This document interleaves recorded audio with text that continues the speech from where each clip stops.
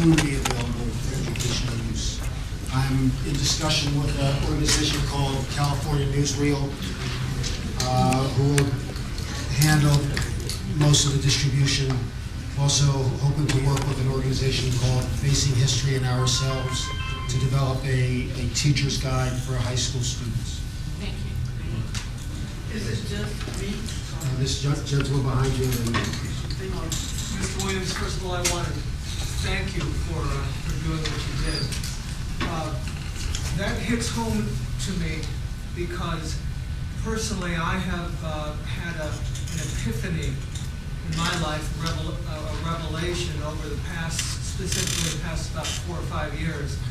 My mother is white, and she married a white man before I was born, and then after I was born, raised me to believe I had a skin disease. And so I was raised in a white middle-class community, believing I was white with my 4 younger siblings who were born between my white mother and white stepfather after I were younger than me, after I was born. So I grew up in white middle-class America in Ohio and upstate New York, being told that I had dark skin because I had a skin disease. And it was a big secret, but my mother was not honest with the fact that she had a relationship with my father. And to make this a little bit more concise, I'm 47 years old right now. I was born in 1960. My mother called me and left a message on my answering machine when I was living in California in 1986 with the name of my father when I was 26 years old. Now, believe me, I had gotten closer, and I didn't believe my mother's story was true at that particular time, but you've got to understand, when your parents tell you something and you grow up in a community that supports that or doesn't talk about it, you have a sense to rationalize things and believe that. So, again, to be more concise here, I met my father in 2005, my biological father. If you don't mind. Yes. I came all the way from New York. I'd like to hear what you have to say about the film. I think that how it relates to you personally, how it relates to everybody else in the room personally is important to me, but I would like to entertain any kind of questions and discussions about the film. So I don't want to be rude, but I don't want this to... I don't mean to go on. I'm glad you give me the platform after a few other questions, but if no one else minds me interrupting this gentleman, I'd like to have the opportunity to hear from you about the film. My only time, I'm only in Seattle today to talk about the film. If you're interested in hearing my comments about the film. Can I say one thing? Please do. I've got a website, if you'd like. It's called discussrace.com. If you'd like to read a little bit more about my particular story. It's also archived on the internet too. So now I've evidently set a standard and tone that my wish is that you might have questions rather than the statements that you want to make. And although my understanding is there's a desire for discussion, I'm certainly receptive to moderating a discussion amongst everybody. But I think what's critical here is that not everybody takes the time to sort of make their own sort of statements. But if you would like to ask me a question, because I don't want it to seem rude to this gentleman that I singled him out, I'm now singling everybody out. Questions, discussion, statements, I will interrupt. Yes, ma'am. Yeah, I was wondering, I know that you said that you would have a convenient for education, but I was wondering, would you have one where a person, a student, be able to buy it? Because I want to show this to my little guy. Ultimately, the hope is that we will get it to the home video market. I mean, just it's a curious business. The distributing. Before there was DVD, people had to watch it a certain way, and you could distribute it and make a certain amount of coin that way. When DVD came along, it changed the whole dynamic, and I haven't quite figured it out. I have a website, banishedthefilm.com. I think there's my email address on there. If you send me an email, eventually once I solve the distribution with the educational, I'm going to figure out the home video. So you said you have a website. undergroundrailaroadfilm.com. Okay, do you not run your video on your website? Not yet. Okay. Marco, there's 2 questions towards the front and 1 in the back. Okay, yes, there are 3 down here. Yes, sir. Okay, I'm a social scientist and I'm working on issues involving Black plight in America. And you having studied census data, do you feel that blacks in Pierce City, Forsyth County, and Harrison, and other places be blamed for not wanting to be counted in censuses, both then and now? And do you feel that the census data that you work with is accurate? How accurate is it? You know, Could you repeat the yes, the question ultimately is how accurate is the census data, and whether or not blacks willingly participated in census data collection in Pierce City, Forsyth County, Georgia, and Harrison, Arkansas. I can't answer any of those questions. I don't know about the accuracy of. What's your feeling about that? Do you think if you ran out of town, would you want people to count you, know that you were there? Well, that is in fact the evidence there is that, and what Elliot Jasmine, the journalist, points out to us in the film is that he looked at census data. In, we'll say, 1900, there were X number of African American citizens in the community. 10 years later, that there was a precipitous drop in the numbers of African Americans in that county, so they weren't there to be counted. So I would say that I think that the further evidence is presented in a graphic opening to the film that he's going through microfiche. There is evidence of these expulsions in newspapers. And so I think that's what we should understand, is that African Americans lived in these communities, and after a incident or an allegation of violence against a white woman by a black man, entire black populations were expelled. Okay, I was looking for something for you to elaborate on a feeling, okay, based on the data that you've looked at, the accuracy of it. You know, I can't tell you, because all I can tell you is what I witnessed by the conversations with the descendants, the African American descendants, my own eyes of being in these communities and seeing no African Americans whatsoever. But I'm not a census taker. I didn't go door to door. Ultimately, I can't tell you precisely whether there was 1 or 100 or even 1,000 in 2005, 2006 in any of these communities, but I can tell you that while I was in each of these communities, I never saw an African American person. That's what I can share with you. I'm from that part of Georgia, and I want to thank you for your documentary. I thought it was excellent, and it's long overdue. I'm so glad. I grew up in that part of the country and heard those stories as oral history, so they're well known in that part of the United States.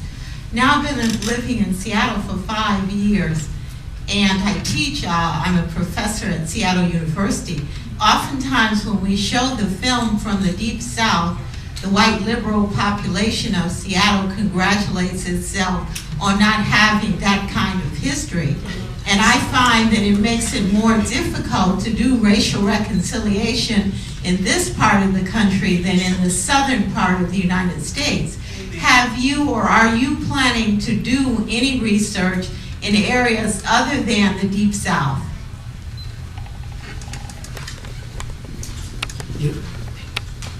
If any of you are interested in more of a historical framework of these events, Elliot Jasmine did write a book called Buried in the Bitter Waters.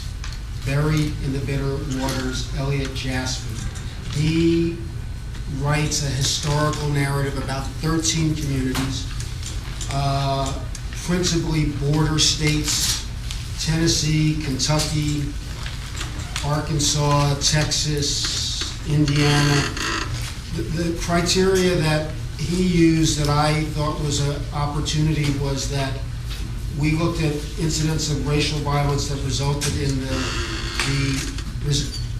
whose end result was effectively American ethnic or racial cleansings. These communities remain virtually all white as a result of these incidents.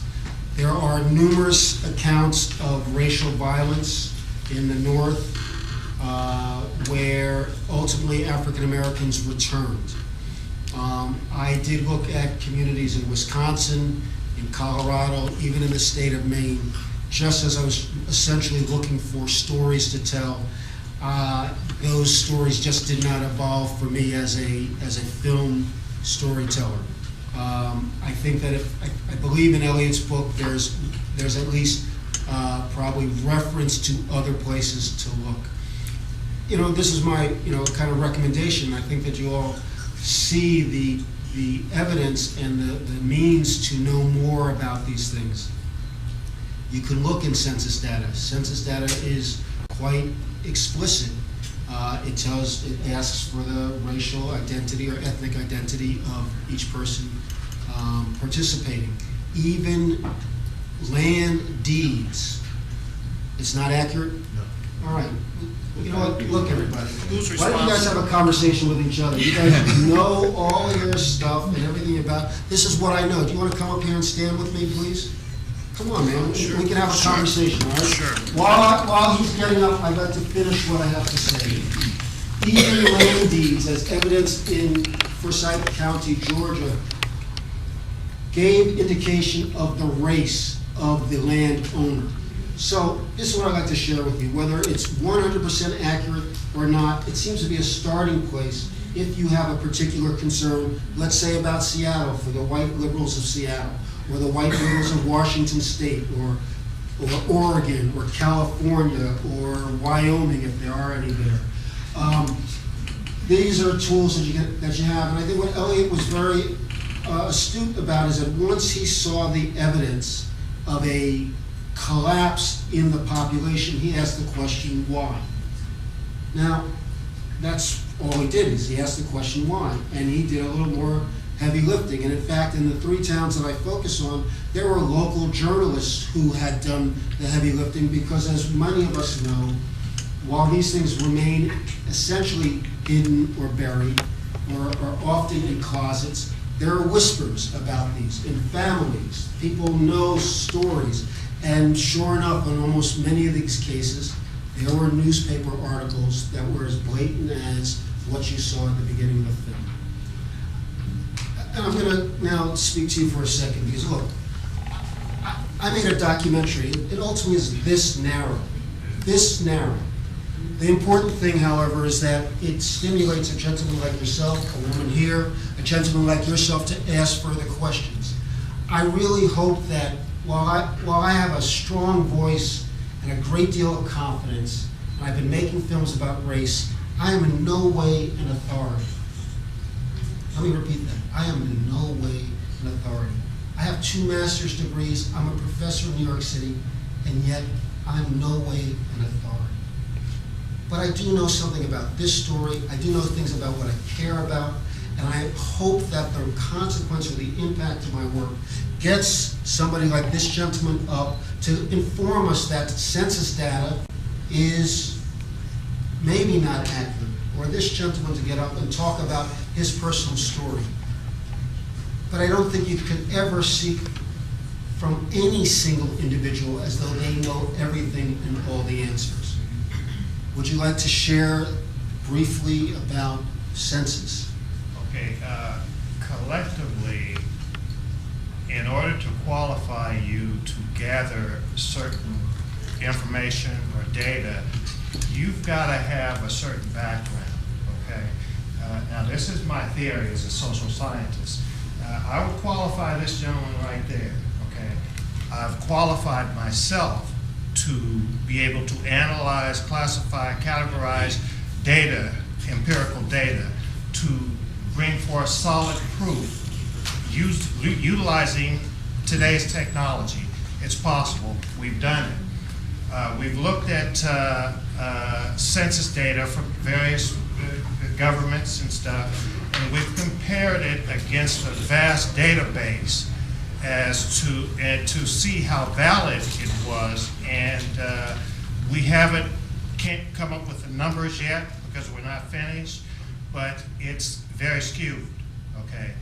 What I'm saying here, the question that I'd like all of us to ask ourselves is, if you were a black person knowing the air that existed in these With towns, an organization called Facing would History you and Ourselves, jump forward and develop say, a hey, teacher's guide here for I am, professionals? count me?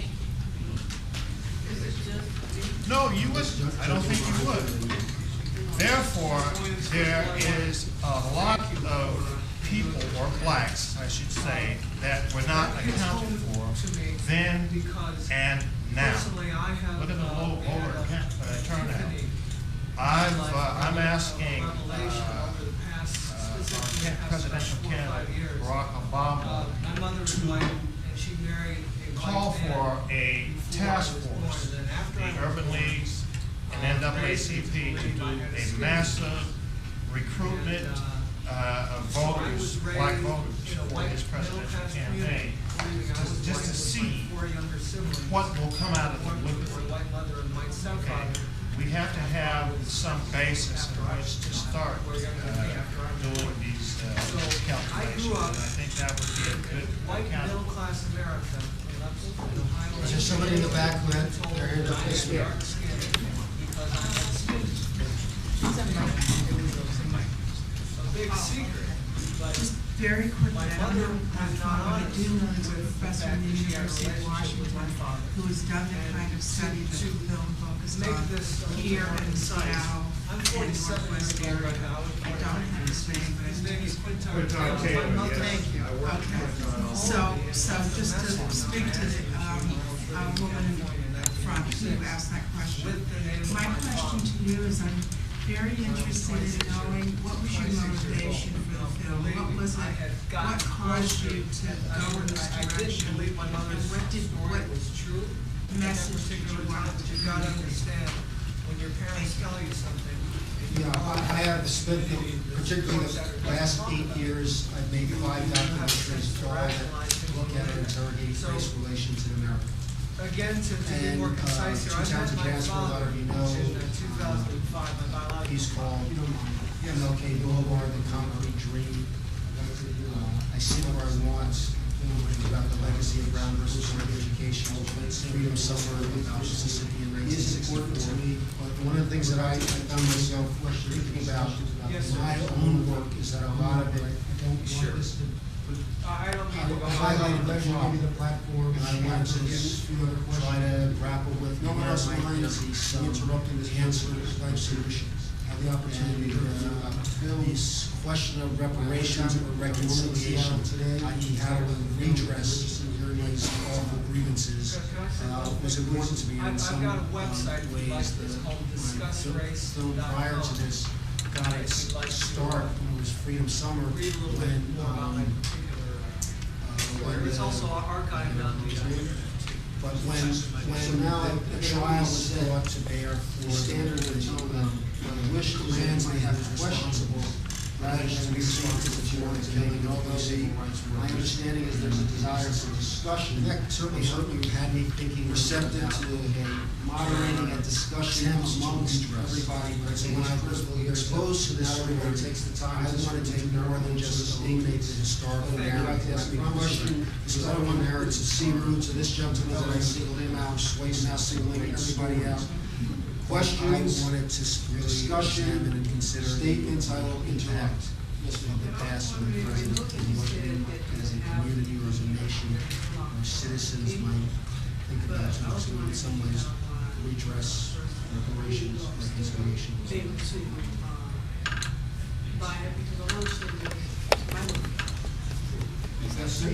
Ultimately, the hope is that we will get it to the home video market.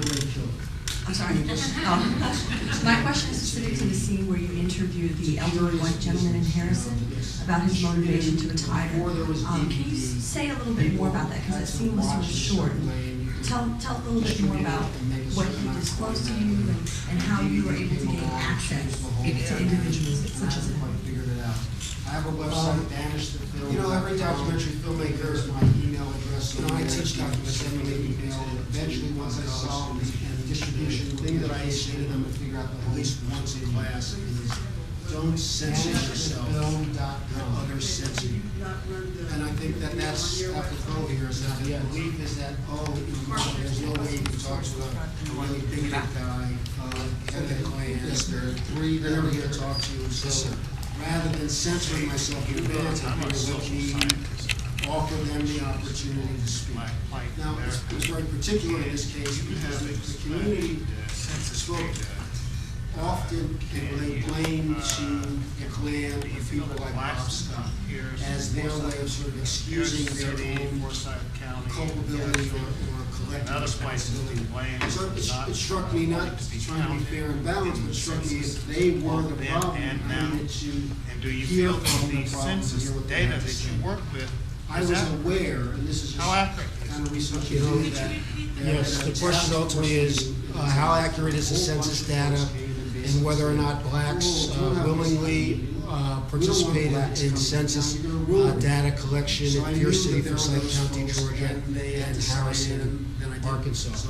I can't answer any of those questions. I don't know about the accuracy of. What's your feeling about that? Do you think if you were ran out of town, would you want people to count you? That is in fact the evidence there is that what Elliot Jasmine, the journalist, points out to us in the film is that he looked at census data. And we'll say 1900, there were X number of African-American citizens in the community. 10 years later, that there was a precipitous drop in the numbers of African-Americans in that county, so they weren't there to be counted. So I would say that I think that the further evidence is presented in a graphic opening to the film that he's going through microfiche. There is evidence of these expulsions in newspapers. And so I think that's what we should understand, is that African Americans lived in these communities, and after an incident, an allegation of violence against a white woman by a black man, entire black populations were expelled. I'm looking for something for you to elaborate on a feeling, based on the data that you've looked at, the accuracy of it. I can't tell you, because all I can tell you is what I witnessed by the conversations with the descendants, the African-American descendants, my own eyes of being in these communities and seeing no African-Americans whatsoever. But I'm not a census taker. I didn't go door to door. Ultimately, I can't tell you precisely whether there was 1 or 100 or even 1,000 in 2005, 2006 in any of these communities, but I can tell you that while I was in each of these communities, I never saw an African-American person. That's what I can share with you. I'm from that part of Georgia, and I want to thank you for your documentary. I thought it was excellent, and it's long overdue. I'm so glad. I grew up in that part of the country and heard those stories as oral history, so they're well known in that part of the United States. Now I've been living in Seattle for 5 years, and I teach. I'm a professor at Seattle University.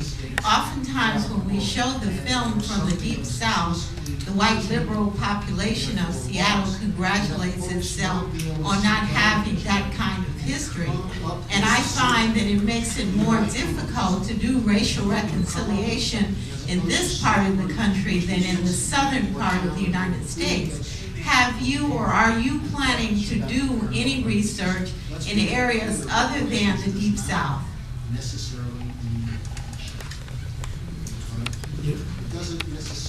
If any of you are interested in more of a historical framework of these events, Elliot Jasmine did write a book called Buried in the Bitter Waters. Buried in the Bitter Waters, Elliot Jasmine. He writes a historical narrative about 13 communities,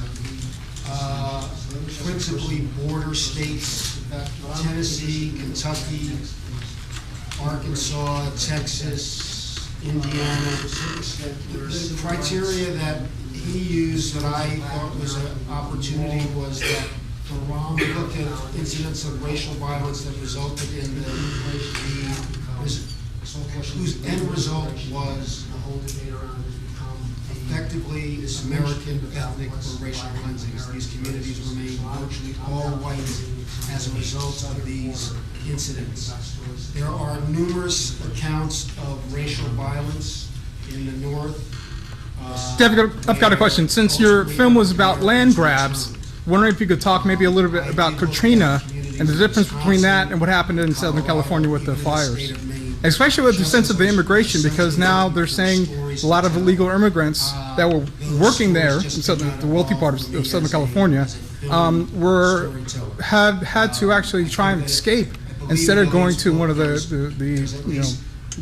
I hate to say refugee, but one of the community centers. This is my kind of recommendation. I think that you all see the evidence and the means to know more about response to the look in census data. That was just down in New Orleans, quite explicitly banished. It asks for no racial identity or ethnic identity, envisions a parallel. And one of the things that was interesting, just as a side note, land deeds, folks, is not accurate. They refer to Katrina as the everybody. Why don't you guys have a conversation with each other? You guys know all of this stuff and everything about this is what I know. Do you want to come up here and stand with me? They don't blame Katrina. Come on, man. We can have a conversation, right? Sure. While he's getting up, I'd like to finish what I have on. Maybe even land deeds, evidence in Forsyth County, Georgia, commentators suggest gave indication of the race of the landowner. So this is what I'd like to share with you, whether it's 100% accurate or not. It seems to be a starting place if you have a particular concern. Let's say about Seattle, or the white liberals of Seattle, or the white liberals of Washington State, Oregon, or California, or Wyoming, if there are any there. These are tools that you have, and I think what Elliot was very astute about is that once he saw the evidence of a collapse in the population, he has the weren't going to be provided with kind of the question that he asked the question why. And he did a little work. I think Katrina analytic, and in fact, in the 3 towns that I focused on, there were local journalists who had done the heavy lifting, because as many of us know, while these things remain essentially in or buried or often in closets, there are whispers about larger families. People know stories. And sure enough, in almost many of these cases, there were newspaper articles that were blatant, and they were what you saw in the beginning of renters. So when you drive, and I'm going to now speak to you for a second, because look, there are some places where you see, I made a documentary. It ultimately is this narrow. This narrow. The important thing, however, is that it stimulates a gentleman like yourself, over here, a gentleman like yourself, to ask further questions. I really hope that while I have a strong voice and a great deal of confidence, I've been making films about race, I am in no way an authority. Let me repeat that. I am in no way an authority. I have 2 master's degrees. I'm a professor in New York City, and yet I'm in no way to go around New Orleans. But I do know something about this story. I do know things everybody care about, and I hope that the consequence of the impact of my work gets somebody like this gentleman up to inform us that census data is maybe not accurate, or this gentleman to get up and talk about his personal story. It's a checker, but I don't think you can ever seek to block from any single individual so they know everything and all the answers. Would you like to share briefly about, I did have an idea for a film about collectively, post-Katrina. in order to qualify you to gather certain Everybody kind of feels like information or data, you've got to have a certain background. The news covered Now, it. this is my theory as social scientist. I would qualify this film right there. I've qualified myself to be able to analyze, classify, categorize data, empirical data, to bring forth solid proof. utilizing today's technology. It's possible. We've done it. We've looked at census data from various governments and stuff, and we've compared it against a vast database as to see how valid it was, and we haven't. How it's gotten here. And if you go back to Reconstruction, if you go back before that, if you go back to the Middle Passage, if you even go into the construct of race itself, it's a social construct, but the Marxist society that we live in has been constructed around that and been marginalized. And people that don't understand that, who have never taken the time to do their history, to connect the dots, cannot totally get where we are today and how we've gotten here. So they're not going to be able to understand. So there's got to be an education of people that want to understand. And those. If I could just jump in, just as a way to say in promotion to something that is happening tomorrow in your community. There is this conference on race that is happening in Seattle. I don't know, it's something. Forum on Race, Seattle Center. Actually, it's 9 to 5 tomorrow. And here's the important thing, because I think that if you want to think about solution, maybe the way you start thinking about solution is you do localize it. Because while you're absolutely right, it becomes a little unwieldy and a little uncertain about what to do. Why not start here in your own community? This is what I often said with Jasper, and I'll leave it to you now. And that woman who left was exactly right. The tendency when these types of films are presented is that everybody who's not from that community feels so comfortable, so smug. Look at them. Shame, shame, shame, shame, shame. They are the problem, as opposed to looking at oneself, looking at the community that we're in. And so I will paraphrase Martin Luther King, who said, when asked about dealing with racists in the South and all the various things he was doing, and he said he had less of a problem with the White Citizens Council, the Ku Klux Klan, but the biggest impediment to progress, racial progress, was the white liberal. Now, I'm not singling out white people here. What I'm trying to point out is that the biggest impediment to kind of progress is us who feel like we are apart from the problem, that it's somebody else who has the problem, that we are, I've got a white friend, I do this. We live in a multi-ethnic community, and we say Asian, not Oriental, or Latino, not Hispanic, but what are we really doing? And I think that's really what it comes down to. So I think that everyone here probably who cares about this should go to this conference tomorrow and participate. The little bit I learned about it was that there's going to be some session that's a breakout session that's just about neighborhoods, so people can take a real self-inspection about your town here, Seattle. Just to announcement. Yeah. Again, it's the Forum on Race. It's hosted by a group that was organized specifically to have conversations about race. This is the fourth one. It's at the Seattle Center in the Northwest Conference Rooms, which is the area over by QFC. And it's from 9 to 5 tomorrow. It's free. And it's free. And it's free. Except for parking. And I'll be there in the morning, and probably last question, and then it's time to go have coffee. I think that's what they have to say. I think that it will be really easy for us to walk away and say food to those people down there, just as Dr. Zora Lucas was indicating and you guys reiterated.